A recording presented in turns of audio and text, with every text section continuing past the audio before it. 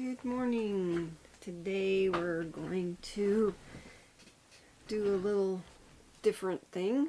I got my paper pumpkin here for December, day by day. And as you can see, it's a calendar. Well, I didn't make it like this because I didn't really like it. So what I've done is I created this. It's a stand-up, as you can see, like this. And I've been stamping. I didn't really like the stamps in the kit either. So I am just going to stamp whatever I think that month represents. Like January is Happy New Year, and this little snowman from Spirited Snowman, I thought he looked cute. Looked like he was celebrating the new year. And this paper is from Share What You Love. I covered the entire thing, and what I used for cardboard is the cardboard out of the paper pumpkin box. And then I have these little rings that I had in my stash, and they're book rings from Heidi Swap, and these happen to be 3/4 inch book rings. So that's what I used on mine, and I just punched the holes so they'd go through. So I was going to stamp February, and well, let me tell you the dimensions first. The cardboard piece I cut out of that one piece of cardboard that's about the size of the box right here. Sorry, this is so big. It's about this size. So I cut two pieces, 5 1/4 by 3 3/4, and then I cut, those are for the back and the front, and then for the bottom piece is, this piece is 3 3/4 inches by 1 1/2 inches. And for the DSP, I cut two pieces, 7 1/4 by 4 1/2 for the back piece, because I folded it down like this, and for the front piece. Anyway, there's the little seam. And then I cut one piece 3 3/4 by 1 1/2 to cover inside here on the bottom. And then I cut two pieces 3 3/4 by 5 1/2 for, it doesn't seem right, 4 1/2. This should be 4 1/2. 3 3/4. No, 5 1/2 is the length here, because I wanted to be able to fold, kind of fold it right here, and then I put this piece on top. So these are 3 3/4 by 5 1/2. Anyway, those are the dimensions that I used for covering that. And then I decided to try and take some of the new stamp sets that are in the new catalog, the occasions that starts January 3rd. So for February, I took one of these. I'm going to take one of these, and I mounted Happy Valentine's Day, and it looks like it's just barely going to fit.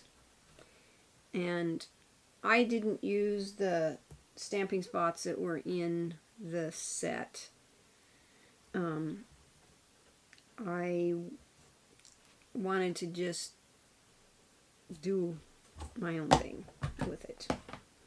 So I'm going to take this, and we're going to see if it's going to fit. This says Happy Valentine's Day. So you have to excuse me if I get my head in the way, because I'm going to try and center this on here so I can get most of the words in there. So we're going to stamp that. Oh, that looks pretty good. And then I had this stamp set. I believe it's retired, but I just love it. And so I'm going to take these hearts and these hearts, and I've already mounted them. And I'm going to stamp those with real red.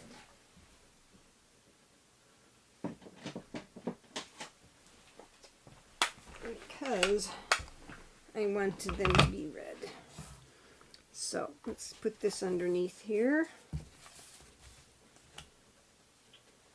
Now you can decorate these however you like. This is just, I just thought I'd do a theme for each month.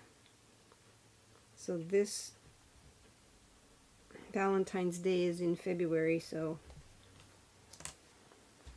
I thought that was adorable. I don't know why they discontinued that or retired that particular stamp set, because I really like it. So then I took each one of these, and for February we're just going to peel this off, and see if I can get this on here straight. You can take these off and decorate them. I just put them all on here for the video.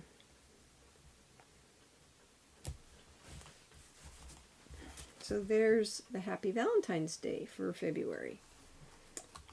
I wanted to do St. Patrick's for March, but I don't have any St. Patrick's stickers or anything, so I have skipped that one. For Easter, I had this Happy Easter and then these little flowers that I picked up. One of the stamp sets has them. But you can just kind of go through, and this is really nice to put it on using these rings, because you can just flip them over.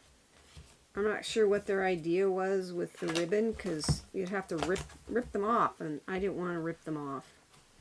So I wanted to save these, because I might want to use them for something sometime later. So anyway, that's how I did the paper pumpkin for the month of December. If anybody leaves me a comment and you have this paper pumpkin kit and you would like a set of these D-rings, leave me a comment, share my video, and I will put your name in a drawing and send you a set of these D-rings for your paper pumpkin. So thank you for watching, and I hope you enjoy creating with your paper pumpkin and get creative. You can do amazing things. If you want me to do a demonstration on how I did this, I'll get more specific on it, but it's pretty basic. I just glued the back on first and left an edge at the top and then cut, glued and then folded under, and then for the inside I lined it up exactly right here, did a fold or a score line here so that it would be underneath this piece of paper, and then I did it to the front, and then I just glued this piece to cover up everything. So you can't see any of the cardboard, which was my goal.